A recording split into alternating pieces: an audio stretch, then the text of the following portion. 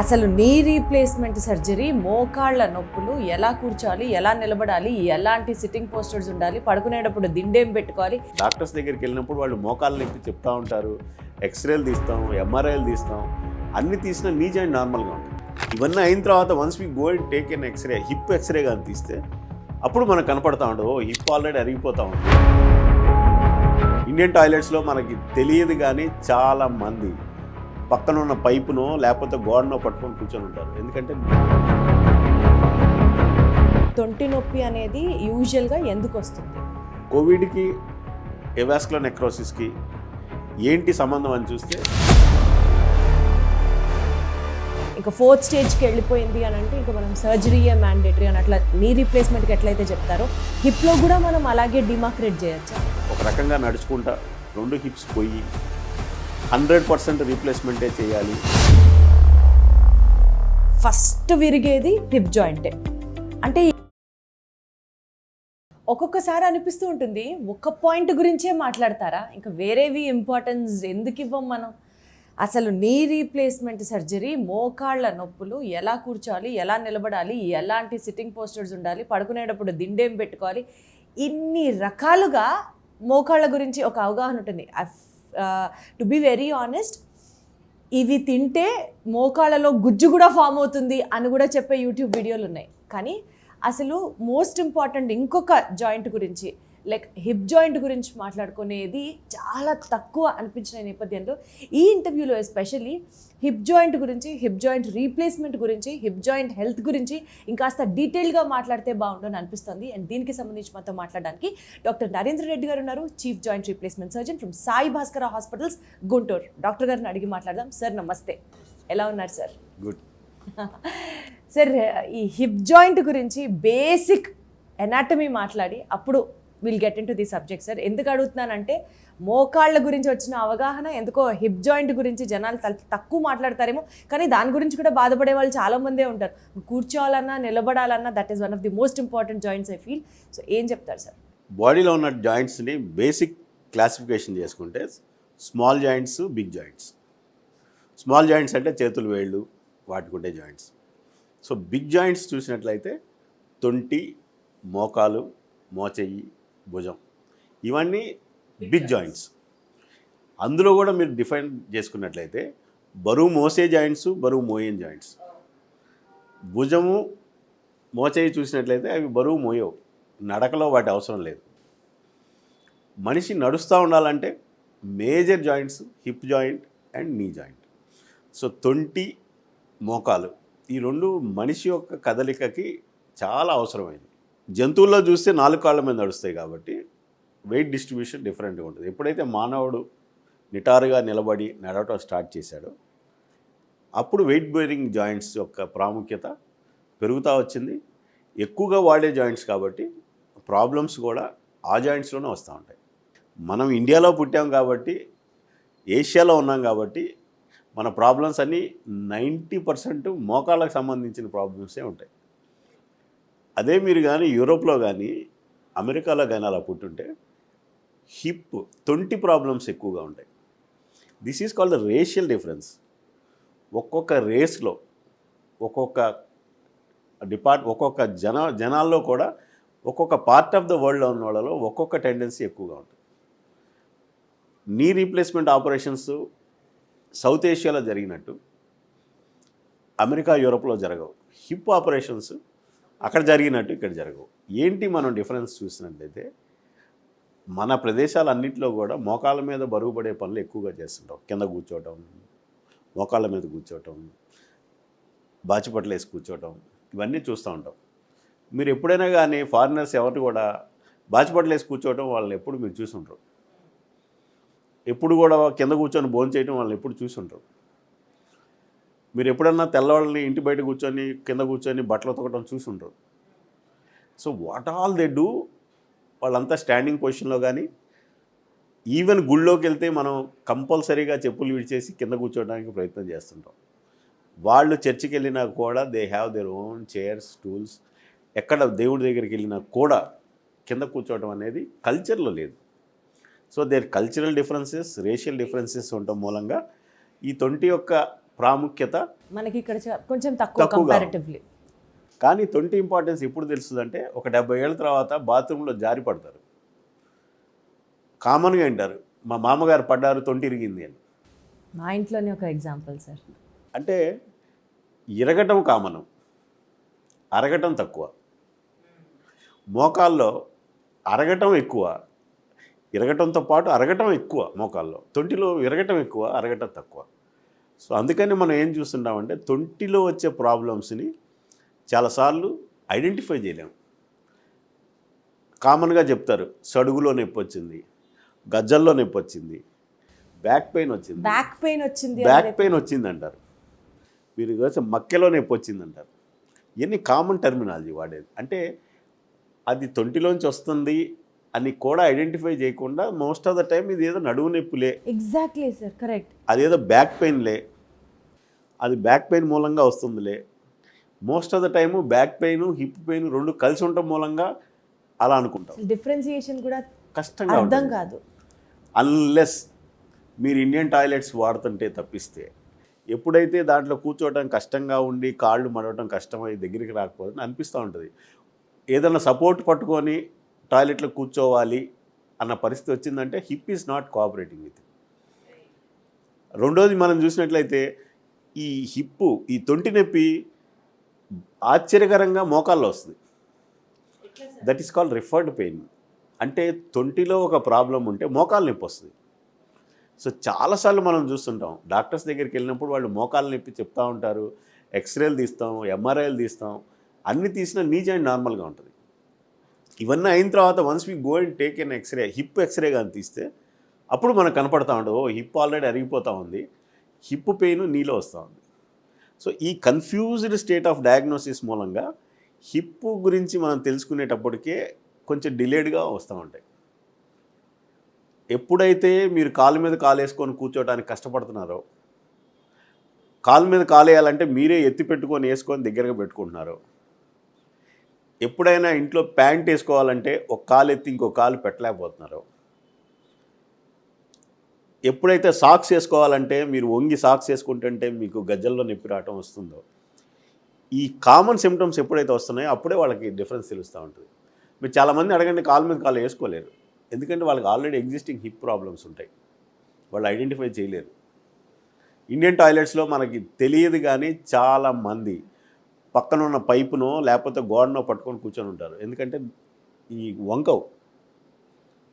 ఇలాంటి పరిస్థితుల్లో హిప్ ప్రాబ్లమ్స్ని ఐడెంటిఫై చేయడం కొంచెం డిఫికల్ట్గా ఉంటుంది. ఆ ప్రజెంటేషన్ కూడా లేట్గా ప్రజెంట్ అవుతూ ఉంటారు. ఇవి చాలామందిలో ఉన్నాయి. ఇప్పుడు ఎందుకు వస్తుంది సార్ ఈ తొంటి నొప్పి అనేది? యూజువల్గా ఎందుకు వస్తుంది? ఏ జాయింట్లో పెయిన్ అయినా కానీ ఒక కారణం ఉండాలి. మోకాళ్ళలో వచ్చే నొప్పి మెకానికల్ ప్రాబ్లమ్స్తో వస్తూ ఉంటుంది, వెయిట్ బేరింగ్ కాబట్టి వస్తూ ఉంటుంది. తొంటి ఏంటంటే బాల్ అండ్ సాకెట్ జాయింట్ అంటాం, అంటే గిన్నె బంతి, అంటే ఇట్స్ హైలీ ప్రొటెక్టెడ్ జాయింట్. ఆ జాయింట్ చుట్టూరు మీరు చూసిన కండరాలు ఎక్కువగా ఉంటాయి. మోకాళ్ళ దగ్గర ఏం కండరాలు ఉండవు, చర్మం కోస్తే directly into the joint. Hip అలాగా చాలా లోపలగా ఉంటుంది, దాని చుట్టూరు పటిష్టమైన కండరాలు ఉంటాయి. మీరు ముందు వైపు కానీ వెనక వైపు కానీ చూసుకుంటే, అటు బటక్స్ చూసుకున్నా, ఇటు థైస్ చూసుకున్నా, it is highly surrounded with lot of muscles. అందువల్ల ఏంటి, దీనికి సెకండరీ స్టెబిలిటీ అంటాం. ఒకవేళ కొద్దో గొప్ప ఇది ఇబ్బంది ఉన్నా పక్కన ఉన్నాయన్నీ దానికి ఒక చెయ్యి అందించి నడిపిస్తూ ఉంటాయి. మోకాల్లో చిన్న ప్రాబ్లం వస్తే డెఫినెట్గా బయటపడిపోతుంది, ఎందుకంటే దానికి సహాయం చేయడానికి చుట్టుపక్కల ఎక్కువ మజిల్స్ లేవు. ఈ ప్రాబ్లమ్స్, హిప్ ప్రాబ్లమ్స్, వయసు రీత్యా హిప్ అరిగిపోవడం అనేది చాలా తక్కువ ఇండియాలో. బికాజ్ అంత ప్రొటెక్షన్ ఉంటుంది hip joint. Because of the protective nature of the race వాళ్ళ హిప్ జాయింట్ అరగటం చాలా తక్కువ.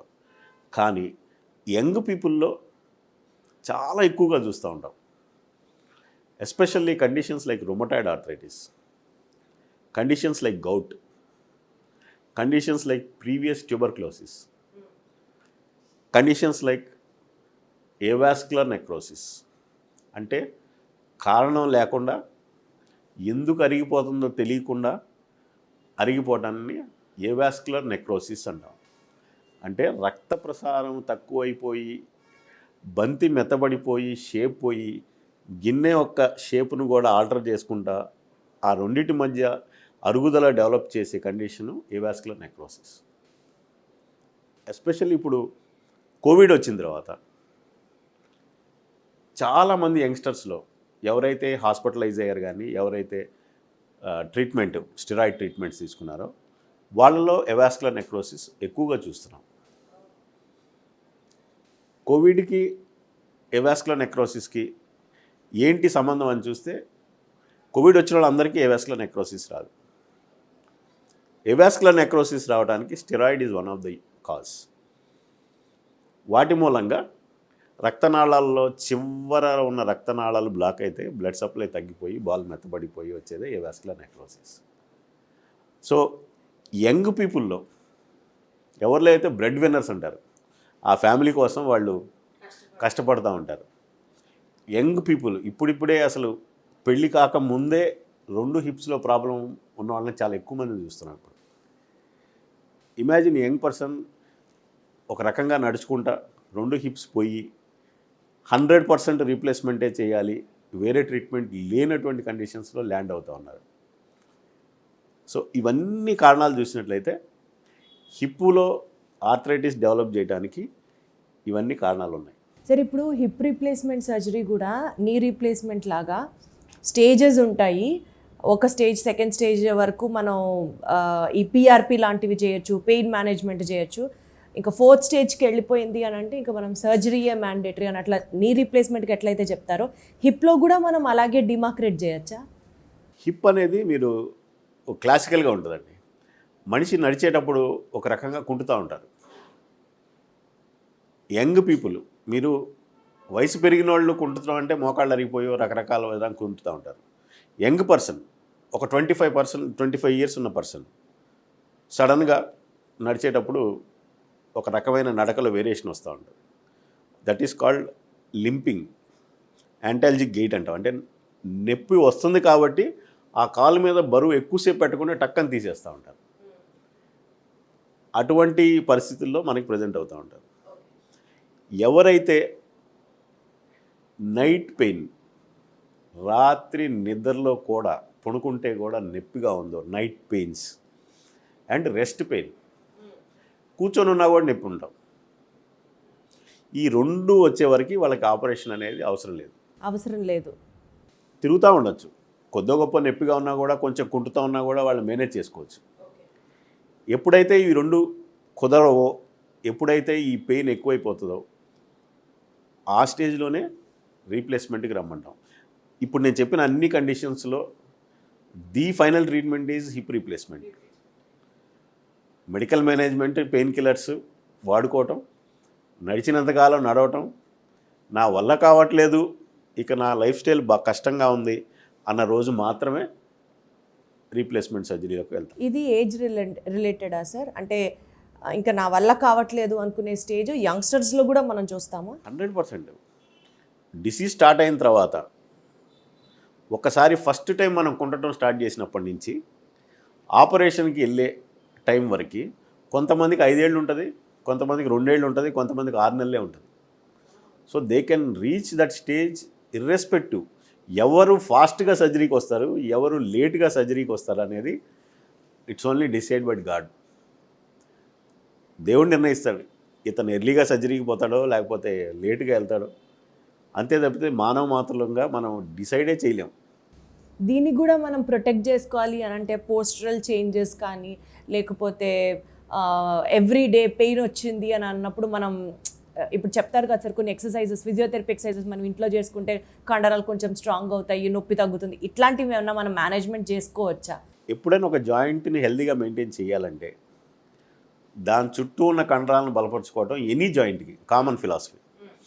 హిప్ అయినా, నీ అయినా కానీ ఒక జాయింట్ 100 kgs మోయాల్సి అంటే ఒక 50 kgs జాయింట్తో మోపించి ఒక 50 kgs మజిల్స్తో మోపించారనుకోండి, అప్పుడు ఆ జాయింట్ కొంచెం రెస్ట్ వస్తుంది, షేర్ చేసుకుంటారు.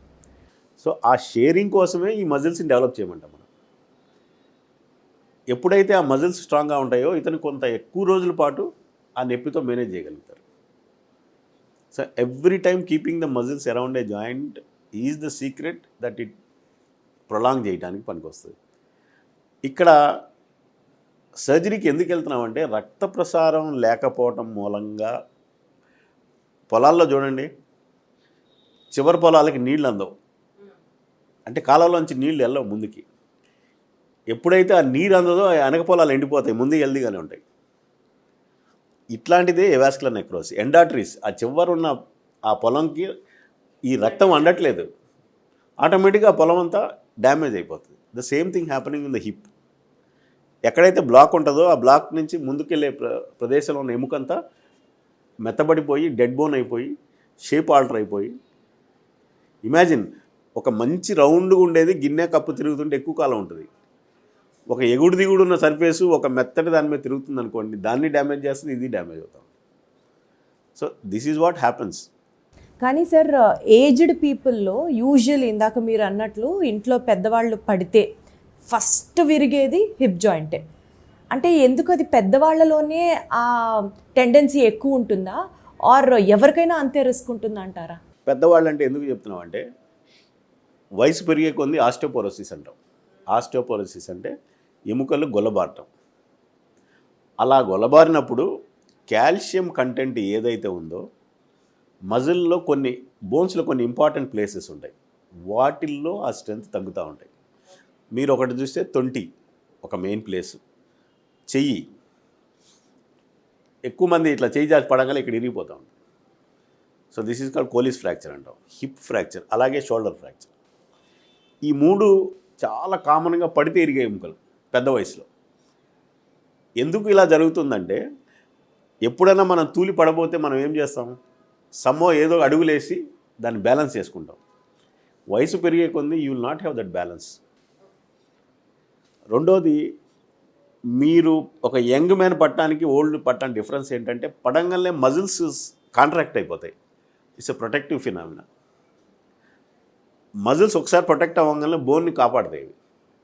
వయసు పెరిగే కొంది మజిల్స్లో స్ట్రెంత్ లేకపోతే మజిల్ ప్రొటెక్షన్ లేకపోవటం మూలంగా entire energy transmits to the bone.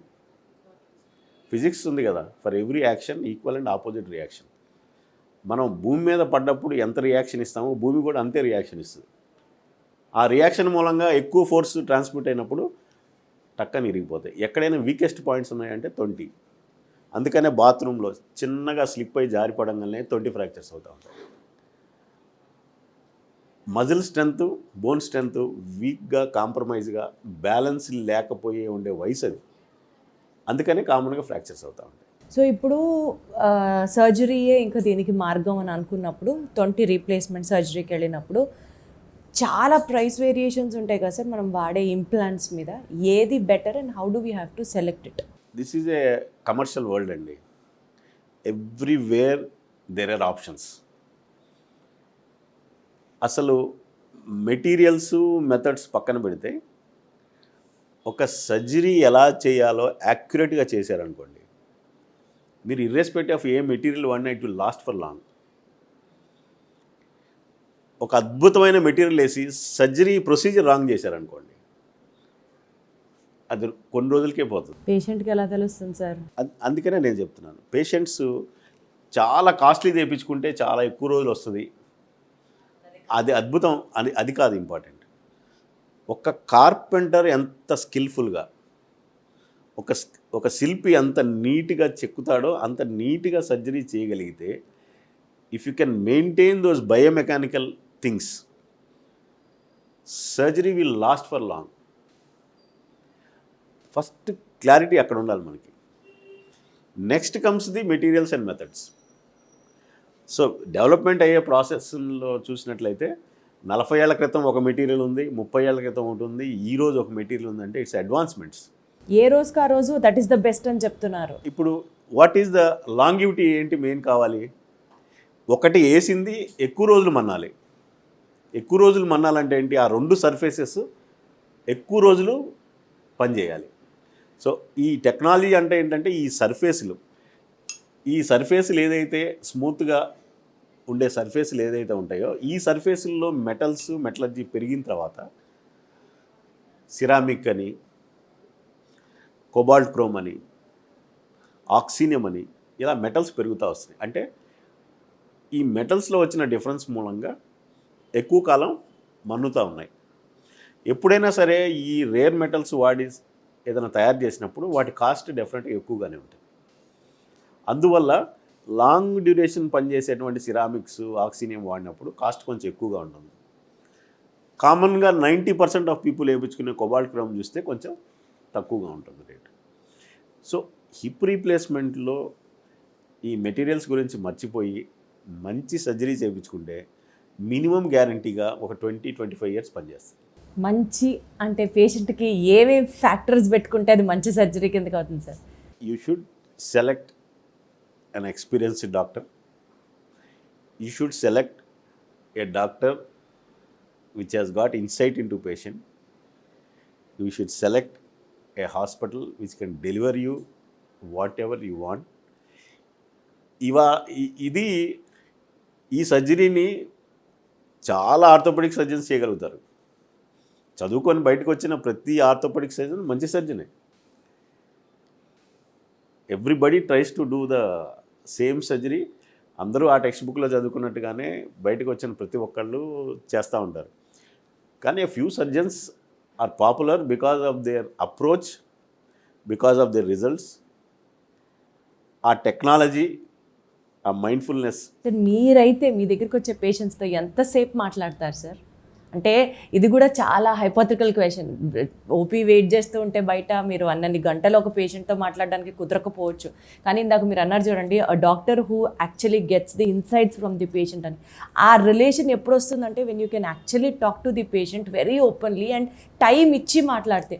We have seen few doctors ఒక కర్టన్ ఉంటుంది మధ్యలో, అంతే ఇక్కడ నుంచోని పేషెంట్తో టక 2 నిమిషాలు మాట్లాడి మళ్ళీ ఇంకో కర్టన్కి వెళ్ళి మళ్ళీ అటెళ్ళి అక్కడ మాట్లాడుతూ ఉంటారు. It's not that they don't give time to the patients, but it's that they have a huge OP to be addressed as well.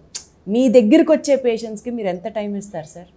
నేను డీల్ చేసే పేషెంట్స్ అందరూ, నా పేషెంట్స్ అందరూ కూడా అబోవ్ 60-70. ఎందుకంటే మోస్ట్ ఆఫ్ దీస్ రీప్లేస్మెంట్స్ కానీ ఇవన్నీ geriatric patients. I'm so lucky.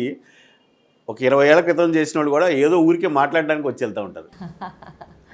So they just want to come, కబుర్లు చెప్పి విషయమేం లేదు, జస్ట్ చూసి వెళ్ళేవాళ్ళు చాలామంది ఉన్నారు. అది అదృష్టమే అనుకుంటాం. అదేంటి భగవంతుడు ఇచ్చిన గిఫ్టే తప్పితే మీరు ఎంతసేపు మాట్లాడారన్న దానికన్నా కూడా వాళ్ళ దగ్గర వాళ్ళ బాధలో ఉన్న పాయింట్ని మీరు ఎప్పుడు క్యాచ్ చేశారన్నది ఇంపార్టెంట్. మీరు నేను కూర్చొని గంట సేపు మాట్లాడుకొని ఆ సబ్జెక్ట్లో విషయం లేదనుకోండి, దేర్ ఇస్ నో పాయింట్. అందుకని ఎక్స్పీరియన్స్ పెరిగే కొంది ఒక పేషెంట్ నడుచుకుంటూ వస్తున్నప్పుడే వాళ్ళు ఉన్న డిఫెక్ట్స్ ఏంటి, వాళ్ళకి ఎక్కడ ప్రాబ్లం ఉంది, ఆ ప్రాబ్లం రిలేటెడ్ క్వశ్చన్స్ డైరెక్ట్గా వెళ్ళిపోతాం. If you know what you want to ask and the patient also feels yes ఇదే నా ప్రాబ్లం. నేను కొంతమంది డైరెక్ట్గా రాగానే కింద కూర్చోబడ్డారు, వాళ్ళు స్ట్రగుల్ అయిపోతుంటారు బాచిపట్లు వేయడానికి. It's over. ఇంకా they definitely have a hip problem. వాళ్ళకే తెలియదు వాళ్ళకి హిప్ ప్రాబ్లం ఉందని. సార్ నేను ఒక కాలు చాపు కూర్చుంటాను, కింద కూర్చుంటే ఇన్ని రోజులు ఎప్పుడు ట్రై చేయలేదంటారు. సో ఏమి చూడాలో తెలిస్తే eyes will see what brain want to see అన్నట్టు. Very well said sir. అలా చూసినప్పుడు టైంతో పని ఏముంది. And I strongly believe treatment is not only in the operation theatre. Operation థియేటర్లో ఒక 30% ట్రీట్మెంట్, 40% ట్రీట్మెంట్. ఎప్పుడంటే ఆ పర్టికులర్ పేషెంట్ ఈ సర్జన్తోనే నేను ఆపరేషన్ చేయించుకోవాలి అని confidence if she gets, my first 40% I'm pass. అందుకే 35 మార్క్స్ వస్తే పాస్ అవుతారంటే థియేటర్లో వెళ్ళకముందే పాస్ అయిపోవాలి. థియేటర్లో anyway you get 30, that's only A first class marks. But if you want to be A distinction student, నిన్నే చూశాను 600కి 600 10th క్లాస్. అట్లా 100 marks రావాలంటే theatre నుంచి బయటకు వచ్చిన తర్వాత how well they are recovered, వాళ్ళని లాంగ్ టర్మ్లో ఎలా మనం కలుస్తున్నాం. 2006 నుంచి ఇప్పటి వరకు ప్రతి పేషెంట్కి సంవత్సరంలో 2 లెటర్స్ రాస్తాను నేను. మీరు రాస్తారా? అంటే it's a letter goes saying how are you, what are you doing, ఎట్లా ఉన్నారు, my thoughts are put in to that letter and everybody will get a letter. సంవత్సరంలో ఒకసారి 2 సార్లు everybody they will get a letter. ఆ communication once you start having వాళ్ళు It's a divine bond. అంతే కదా. నిన్న కూడా ఒక పేషెంట్ ఆ ఉత్తరం తీసుకొని వచ్చారు. కోటమ్మ అని ఒక ఉత్తరం మీరు రాశారు నాకు అది. సో ఆ 40 మార్క్స్ ఏంటంటే వాళ్ళని లాంగ్ టర్మ్ ఫాలోఅప్ చేసుకొని, so I always try to workup for distinction. More power to you sir, more power to you. చాలామంది పేషెంట్స్కి మీరు ఇలాగే ఒక హీలింగ్ పవర్ లాగా, ఒక ఇన్స్పిరేషన్గా ఉండాలని మనస్ఫూర్తిగా కోరుకుంటూ, in the world of all chaotic doctors, in the world of all commercial tests and commerciality prevailing among us, కొంతమంది మాత్రమే పేషెంట్కి ఏం కావాలి, పేషెంట్ మనసేంటి అని తెలుసుకొని ట్రీట్మెంట్ ఇచ్చేవాళ్ళు ఉంటారు. అందులో ఒకరు డాక్టర్ గారు. Sir, I'm so glad we've got connected through this interview. It was wonderful talking to you and more power to you. Thank you very much. Thank you.